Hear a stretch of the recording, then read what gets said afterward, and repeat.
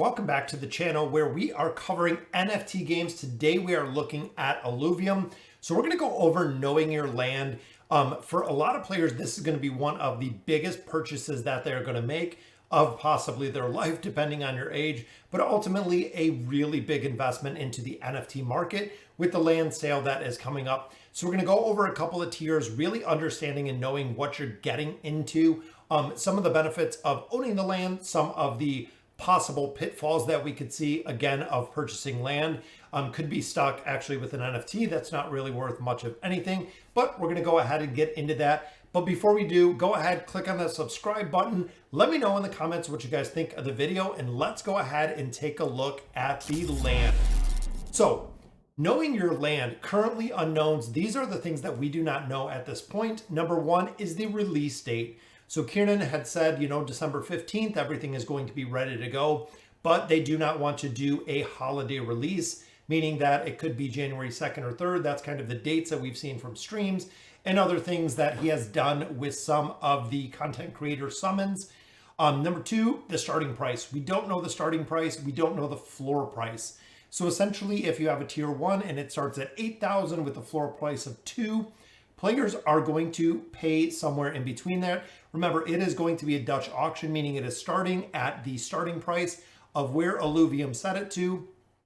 Going to be roughly 2 times or 2x or 3x the price they think it is going to sell for. So essentially, if they think the floor price for a tier 1 is going to be $2,000, we might see the starting price start at $4,000 or $6,000, depending where they kind of land when it comes to the price. Another thing that we do not know is the fuel per site. So we know, again, I use the example of a tier 1. The tier 1 land has 1 fuel site. Now, we do not know how much fuel that is going to produce from that one site itself, and also the cost of fuel, which is not going to really be known until the game launches. With the game launching, the main game, not the ILVZ or the zero component, when the main game launches, the cost per fuel is going to go up because fuel is starting to be utilized, starting to be burned.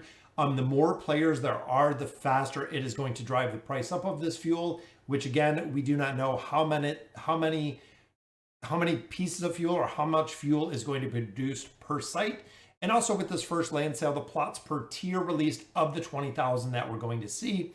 So the 20,000 could be, tier 1, tier 2. We know there's going to be, I believe, a couple tier 5s in this one have been released, but it is not going to be all of the tier 5s at the same time, which we originally thought.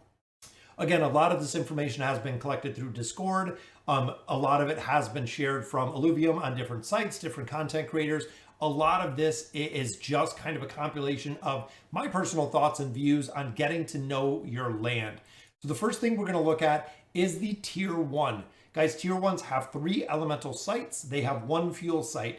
Now, under the assumption that your one single fuel site produces 100 fuel, and fuel is pegged at $1, or let's say the current price for fuel is $1. Sale price for land, again, I'm just using the basis of $2,000, which I honestly think is a fair price for a tier 1. So looking at that, that is kind of the breakdown. Now, within the elemental sites, you have 3 elemental sites. Now, in Illuvium 0, there are 3 different elements. It is random generated for the sites. So they have carbon, they have silicon, they have hydrogen. There are 3 different elementals that you could get. You could get a tier 1 that has all 3 of them. You could get a tier 1 that only produces carbon on all 3 sites. In that case, you would actually have to swap for other elements, but there is a ratio that you lose out on some of the carbon that you have in that scenario to get silicon or hydrogen, or vice versa. Now, one fuel site, similar to the elemental sites, the fuel sites, there are 3 different kind of fuels. So you are going to get one of the 3 fuels. And again, if you're looking at a conversion and you have, let's say, Krypton or Hyperion, and you want to convert to another fuel, you're going to suffer a conversion or a negative conversion in there. So essentially, if I had 3 Krypton and I wanted 1 Helion or Hyperion, it might be what the conversion is. And then the sale price, roughly $2,000.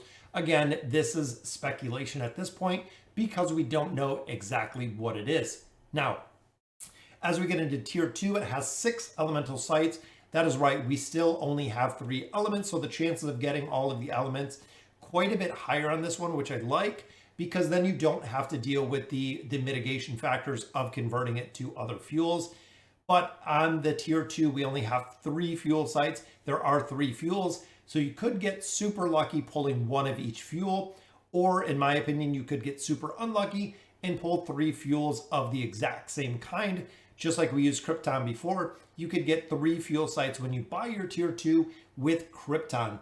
Now, one of the interesting things with this, and one of the things that we were talking about over on Discord, is when you mint the NFT, it is going to randomly generate elements within the NFT. It is going to randomly generate fuel within the NFT, depending on the composition of those. If they're hitting the secondary market, I'm not sure if it's going to be, you're going to know what you're getting at that point. It would be my assumption. So if you're looking at, let's say I buy a tier 2 and you buy a tier 2, my 6 elementals are 2 of each elemental, and my 3 fuel sites just happen to be all 3 fuel sites. That seems like it would be really a prime piece of real estate to get, where you could have another player buying another piece of tier 2, have 6 elemental sites that are the same single element, and have 3 fuel sites which are the same single fuel, which would be very unlucky in my opinion. But again, mathematically looking at 3 fuel sites, you get 300 fuel versus the 100 fuel. Again, we don't know how much fuel each site is going to make, but then again, we're just using $1 per fuel with roughly, $5,000 is honestly my thought. 5,000 to 7,000 would roughly be the sales price when people start buying in, but where the floor price would ultimately be probably around 5,000 for the tier 2s. Tier 3s, now this is where it gets interesting. 9 elemental sites, so the chances of you getting 3 or having all 3 of them are pretty high out of 9 elemental sites. 6 fuel sites, again, the chances of you getting the 3 different fuel sites, definitely a little bit higher. 6 fuel sites, 600 fuel, again, pegged at $1, and this is going to make relevance in a couple minutes. But the sale price here, looking at 25,000, 25 to 30,000 is roughly what people have been saying, and it does get an elemental landmark. Now, we don't know the details of what exactly the landmark is going to do. We know it is going to increase the production of an element, could be a random element, and again, knowing the land that you're getting in the secondary market might make a really big difference. For instance, let's say if I pulled really, really bad luck, and let's say 6 of these elemental sites were carbon, and then the elemental landmark that I got was also carbon, I am going to have 6 elemental sites that are going to produce an absolute insane amount of carbon. Now, there is also a secondary benefit to that, is let's say you only do have carbon. I pull super unlucky RNG. My 9 elemental sites are all carbon. You only have to create carbon collectors, which can actually be pretty beneficial. Again, kind of breaking down some of the game, some of the tech side of it, things of that nature. There's going to be a whole slot of buildings that I do not believe you have to build unless you're swapping for different elements, but you could just stockpile carbon.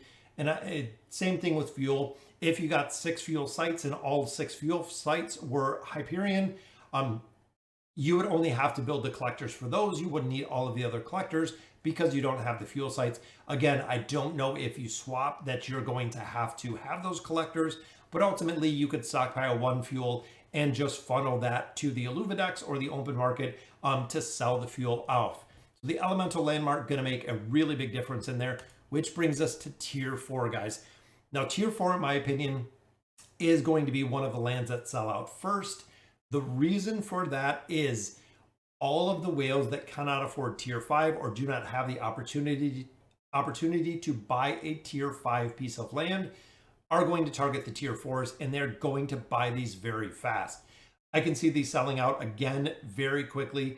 And looking here, you have 12 elemental sites, you have 9 fuel sites. So 9 fuel sites producing 1,080 fuel, again, pegged at 100 per site. Now, the logic behind this and why the increased fuel is, of course, the fuel landmark. This is the one where you're actually going to get a production bonus on a different type of fuel. Again, this is going to be pretty variable because essentially if we're getting krypton and fuel, let's say, one of these 9 are krypton, then the fuel landmark comes up krypton. I think you're only going to get that one bonus. Again, I could be really wrong, but again, it is going to be RNG. Same thing though is if out of these 9, let's say 6 of them are krypton, and then the fuel landmark comes up krypton, I am going to be super producing that fuel with the amount of sites that I have, plus the bonuses that I'm getting from the fuel landmark, which again, we really need the details to break it down, but you do get a bonus of fuel. So I just generalized a 20% increase over the 900 we were getting from our 9 sites, setting the price around 50,000. Now, this is what a lot of people have kind of said, roughly, 25,000 for tier 3, 50,000 for tier 4. So really depending where it's going to come out at, and if this is going to be 2x or 3x the price they think they're going to. I think this is honestly going to be the selling price for a tier 4 piece of land. Now, return on assets, and this is where it gets interesting, is because again, based on fuel being $1 and based on production being 100 a day, tier 2 at $2,000, $100 will be 20 days. So that'll be paid for relatively quick. When you get to the tier 2, let's say we pay 5,000 to 7,000 for it. We're using the 5,000 factor here. 300 fuel a day is what it's going to produce, 16 days to pay that back. Then you look at tier 3, again, 600 fuel in there, 25K for the purchase price, gives us 42 days. Then on our tier 4, 50K, 1,080, again, $1 per fuel, speculation at best, 46 days to pay this back. Now, the return, the ROI, the return on assets, return on investment, whatever you want to call it, this could be way off. Now, let's say theoretically that fuel costs, you get 100 fuel a day, just like we did in our scenario, but fuel costs a quarter. So you're talking 4 times what you see here to actually get your investment back. So you're looking, instead of it being 20 days, which is a pretty short term, if fuel comes out to be a quarter, you could turn this to 80 days and so on and so forth. It could be a significant amount of time before you see your return on investment. And that's where a lot of people are kind of stuck. You're going to have really 2 people who are into Illuvium. Number 1 is going to be the investors. So you're going to have a very heavy investment side of it. We've seen it in the ILV. We've seen it in the rewards. You are also going to see it in land. We've seen it with Axie Infinity. You've seen it with other games where investors come in, they scoop up a bunch of land, and ultimately they're not interested in playing the game. You're going to see the land purchase.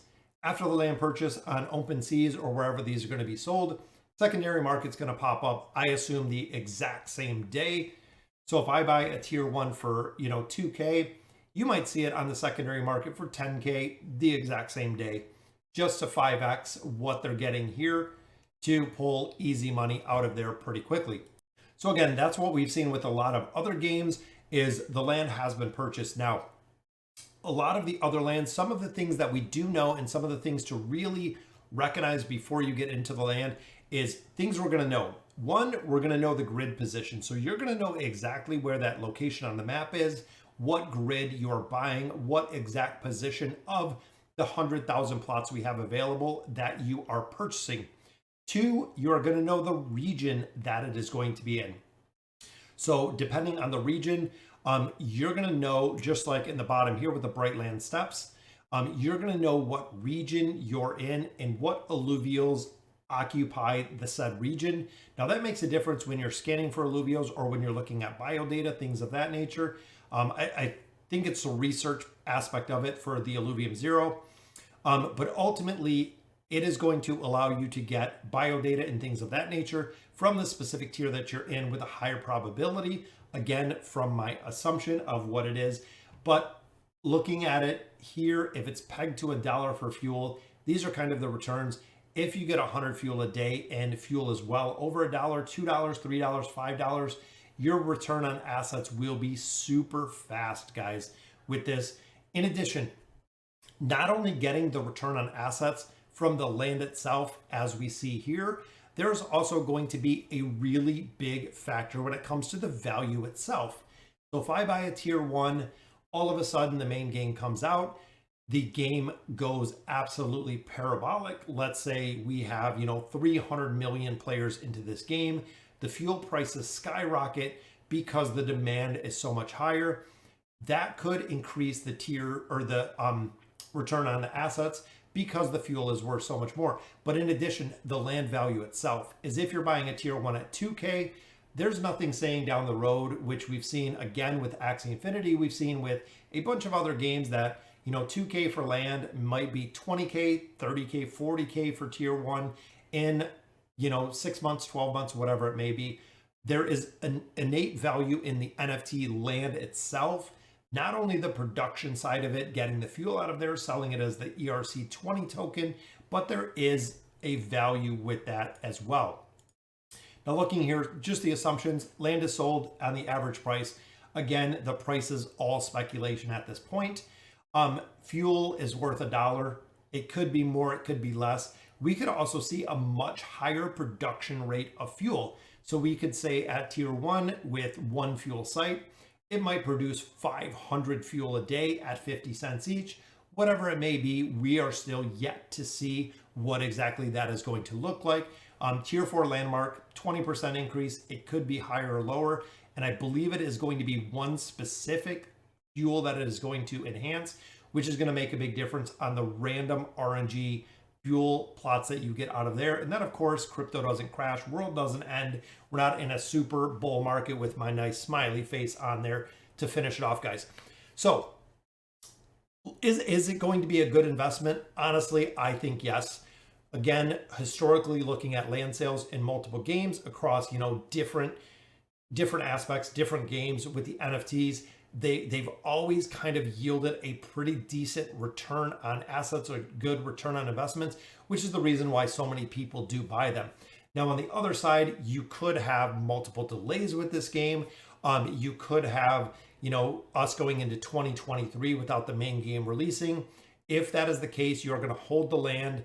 You are not going to be able to use the fuel. The fuel is actually not going to be used until we get to the main game, till the main game is released. So essentially right now you're going to be buying this land just on the land value itself. And you really do have to remember that, is you're going to build it up. There's going to be blueprints, there's going to be things in there for skins, but ultimately the fuel is going to have the value in the production value of it when the main game launches and you start getting the use or the need, the demand for the fuel within that open market. Again, it's going to be interesting to see exactly how this comes. We're waiting for the finalized product of a finalized concrete date that we have to hold it accountable to, the sale price of what it's going to start at, the floor price where it's going to end at, how many tiers of each land is going to be available. Because if you're looking at the 20,000 and 250 or tier 4, those are going to be gone in a matter of minutes. Honestly, in my opinion, they are going to be absolutely sold in a matter of minutes, if that's the case. But it's a little different if they offer 500 or 1,000 tier 4s, so on and so forth on down the line. Again, how many tiers and how many lands they put out on this is going to make a really big difference, guys. So let me know in the comments what you guys think. I love breaking it down, and I am just super stoked waiting for land to come in the details of this so we can cover it. Super in tune with Illuvium and some other NFT gamings, including Guild of Guardians. So again, if you like the content, go ahead and subscribe to the channel. And as always, thank you guys for watching.